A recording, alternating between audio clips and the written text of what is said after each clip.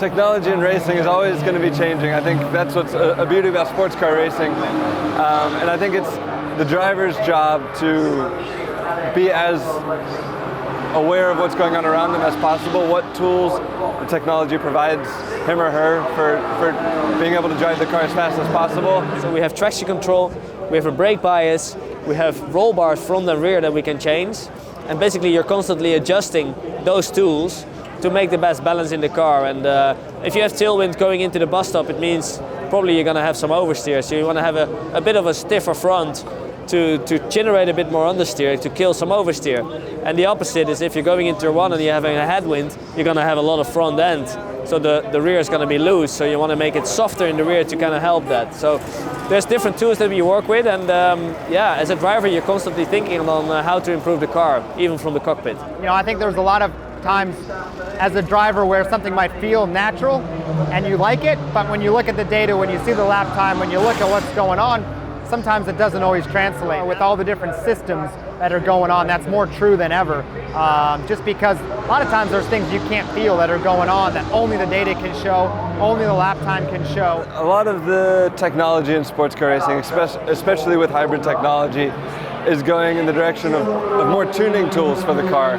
So although your driving style can change, those tools are at your disposal to adjust the car in a way that helps you to drive a certain way.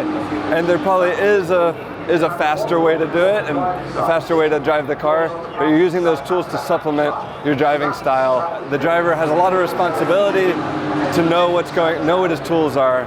There are a lot of adjustments that the driver can make, and the more familiar you are with them, the more likely you are to use them well.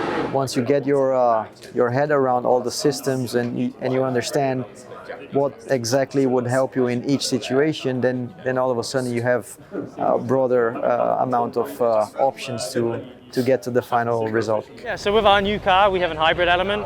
The biggest influence that has us on the drivers is the braking feel. So we have the motor, the electric motor, doing some of our braking for us. So that's probably been the biggest thing to get used to. Feeling a slightly unnatural feeling maybe. And then working with the engineers and the guys to kind of make that as easy as possible for us. Especially now with the GTP with that we have an electric rear axle, so there is a lot of tools you can be playing with. So this needs to be progressive. That's why you need to start with go-karts, junior formulas and other cars. It's more simple. But then it's just another aid for it. So basically, you need to figure out first to drive it well, and then on top of that, it's just another layer of complexity. Yeah, I think understanding the system, how it works, is extremely important. That way you can figure out when you're driving how to get the most out of it. I mean, you're constantly adapting. Not all cars are the same, so some cars come more natural to the others than others. But that's the art of driving, racing, and being a driver. That's why everyone can't do it, because we're supposedly supposed to be able to figure out how to get the most out of that. Even for us, it's so many. It can become complicated if you are not organizing your ideas. So because I do this since I'm 7 years old, learning. Nowadays it's intuitive, it's natural.